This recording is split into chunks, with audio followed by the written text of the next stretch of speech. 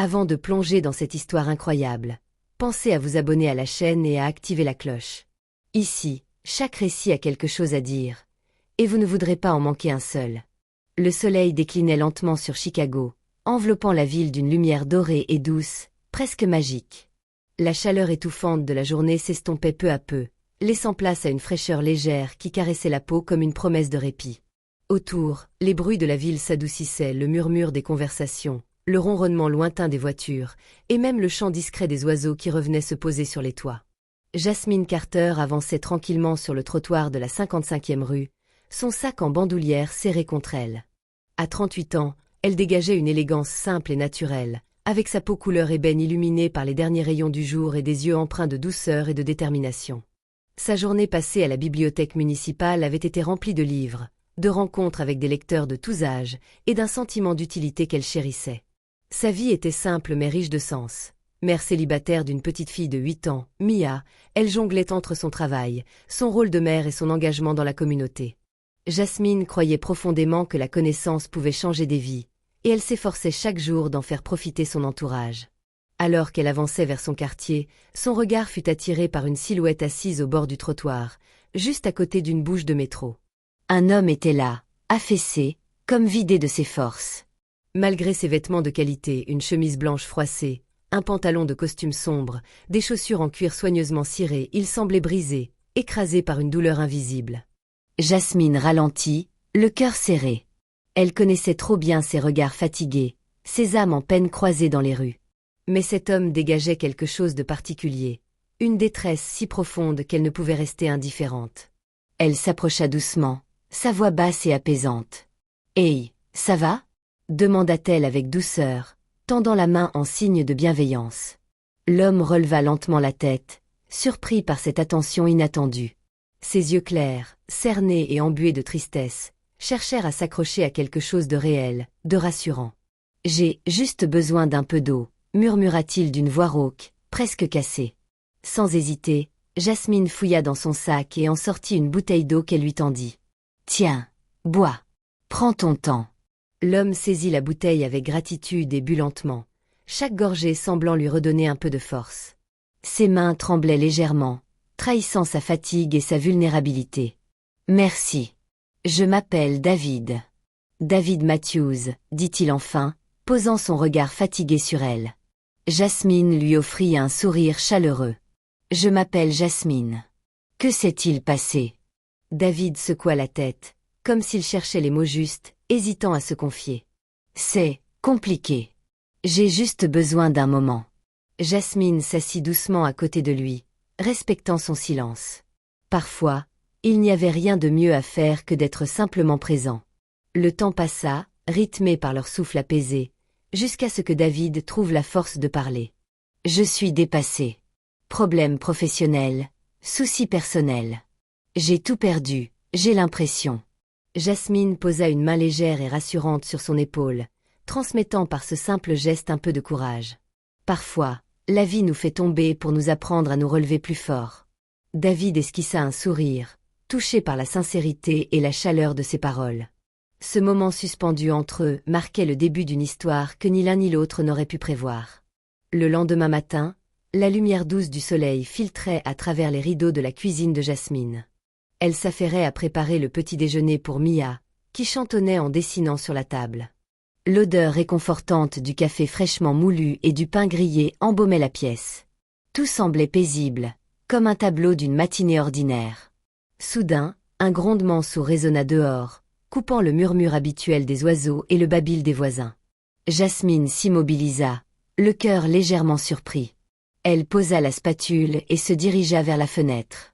Là, devant sa maison, un imposant SUV noir venait de s'arrêter. Les vitres étaient tellement teintées qu'elle ne pouvait distinguer aucun visage à l'intérieur. Un frisson d'incertitude lui parcourut l'échine. Qui pouvait bien venir la voir? Elle n'avait donné son adresse à personne. Un mélange de curiosité et d'appréhension serra sa poitrine. La porte du véhicule s'ouvrit doucement et un homme en costume sombre, impeccablement taillé, descendit avec une élégance mesurée. Il avait une allure professionnelle, le regard sérieux mais respectueux, et portait une fine montre en argent à son poignet. « Miss Carter » annonça-t-il d'une voix posée. J. Swiss Mark Thompson, assistant DM. David Matthews. Il tendit une carte professionnelle que Jasmine prit avec un léger étonnement, ses doigts effleurant le papier glacé. Monsieur Matthews m'a demandé de vous remercier personnellement pour votre aide hier soir, continua Mark. Il souhaite vous inviter à déjeuner aujourd'hui, un petit geste de gratitude pour ce que vous avez fait. Jasmine resta un instant silencieuse, son esprit tourbillonnant entre surprise et prudence. Elle se souvenait de David, cet homme fatigué et humble qu'elle avait rencontré la veille, si loin de l'image que son assistant dégageait. Après une courte hésitation, un sourire naquit sur ses lèvres. « Merci », répondit-elle doucement. « Ce sera avec plaisir. » Marco chalatete, un léger sourire en coin. « Très bien, je viendrai vous chercher à midi. » Le SUV noir démarra lentement, laissant derrière lui un parfum de mystère et d'invitation inattendue. Jasmine, encore sous le choc, retourna à sa cuisine, le cœur battant un peu plus fort, son regard perdu entre la fenêtre et la table où Mia continuait de dessiner, innocente et insouciante. Le restaurant où il s'était donné rendez-vous était un petit établissement discret niché dans une rue calme du centre-ville de Chicago. Les murs en briques apparentes et l'éclairage tamisé créaient une ambiance chaleureuse, presque intime. Jasmine et David s'installèrent à une table près de la fenêtre, où la lumière du jour filtrait doucement, caressant leur visage. David prit une profonde inspiration avant de commencer à parler. Sa voix était grave, teintée de fatigue mais aussi d'une honnêteté désarmante. « Je suis le PDG d'une grande entreprise technologique », expliqua-t-il lentement. Matthews Innovations. C'est une société qui a connu une croissance rapide, avec des projets ambitieux, des employés brillants, des investissements importants. Mais récemment, un scandale financier a éclaté, et tout s'est effondré autour de moi. Il marqua une pause, cherchant ses mots. Beaucoup pensent que j'ai triché, que j'ai profité de ma position pour détourner des fonds, confessa-t-il en baissant légèrement les yeux. Mais ce n'est pas vrai. Je suis victime d'une manipulation orchestrée par certains membres de mon conseil d'administration, qui voulaient prendre le contrôle de l'entreprise à mes dépens. Jasmine l'écoutait attentivement, son regard empreint de compassion.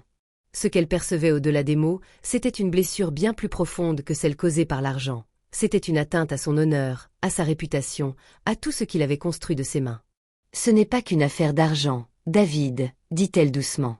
C'est une question d'intégrité.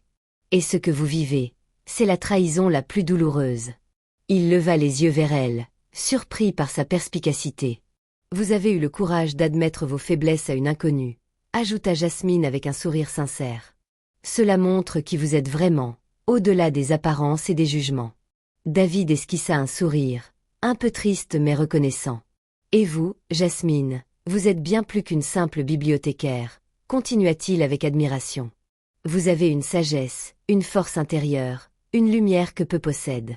Vous apportez un équilibre et une clarté dans ce chaos qui m'entoure. » Leurs regards se croisèrent, et dans ce moment suspendu, une confiance fragile mais sincère s'installa entre eux. Leurs conversations s'enchaînèrent naturellement, passant des épreuves aux espoirs, des rêves d'enfance aux réalités d'adultes. Ils parlèrent de famille, de sacrifice, de la complexité des relations humaines et de la quête constante de sens. Jasmine partagea des anecdotes sur sa fille Mia, sur la joie simple de voir un enfant s'émerveiller devant un livre, sur ses engagements dans le quartier pour offrir des opportunités aux jeunes. David, de son côté, parla de ses passions cachées, la musique jazz, les voyages, et de cette envie profonde de reconstruire sa vie sur des bases plus solides, plus authentiques. Le temps semblait s'effacer autour d'eux, le bruit des couverts et des voix devenant un murmure lointain. Il y avait entre eux une complicité naissante, fondée sur la vérité et la vulnérabilité partagée. Les semaines passèrent doucement, comme les pages d'un livre qui se tourne au rythme des jours. Chaque matin, Jasmine retrouvait une énergie nouvelle, portée par la confiance renaissante de David. Lui, peu à peu, apprenait à dépasser ses blessures, à penser ses doutes. Sa silhouette autrefois tendue s'assouplissait, son regard reprenait cette étincelle d'ambition et d'espoir. Jasmine était devenue plus qu'une amie, plus qu'un simple soutien. Elle était devenue une lumière dans l'obscurité qui l'entourait. Ensemble, ils partageaient leurs idées, leurs rêves, leur vision d'un monde meilleur. Un soir, alors qu'ils déjeunaient dans un petit café de quartier, David posa sur la table un dossier soigneusement préparé. « Jasmine, dit-il avec un sourire plein de conviction, j'ai réfléchi à ce que nous pouvons faire, ensemble. Je veux que tu sois à la tête d'un projet qui te ressemble. Créer une fondation pour aider les jeunes défavorisés à accéder à l'éducation et à la culture. C'est ton domaine, ta passion, et je veux que nous offrions à ces enfants ce que tu offres déjà à Mia. Des opportunités, des espoirs, des horizons élargis. Jasmine sentit une boule d'émotion monter en elle. C'était plus qu'un simple projet. C'était la réalisation d'un rêve longtemps caressé, celui de faire une différence réelle dans sa communauté. C'est incroyable, murmura-t-elle, presque incrédule.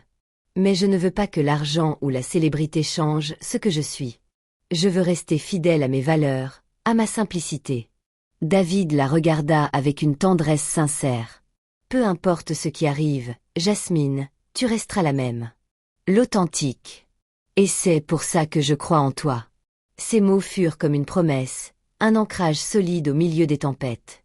Avec le soutien financier et moral de David, Jasmine lança la fondation Horizons éclairés. Le projet prit rapidement de l'ampleur, touchant des centaines de jeunes à travers Chicago. Des ateliers de lecture, des bourses d'études, des sorties culturelles, tout était pensé pour ouvrir les portes de la connaissance et de la confiance en soi. La collaboration entre Jasmine et David devint un exemple vivant d'espoir et d'humanité dans une ville souvent fracturée par les inégalités. Leur alliance prouvait qu'au-delà des différences sociales, raciales et économiques, il était possible de bâtir quelque chose de grand, de beau. Le SUV noir, qui au début symbolisait une inquiétude mystérieuse, était devenu un signe de renouveau et de promesses tenues. Un soir, alors que Jasmine rentrait chez elle après une réunion de la fondation, elle croisa de nouveau ce véhicule. Elle le regarda une dernière fois, un sourire doux et serein aux lèvres. Parfois, se disait-elle, les rencontres les plus improbables changent une vie à jamais. Et grâce à cette rencontre, sa vie à elle venait de prendre un tournant qu'elle n'aurait jamais imaginé.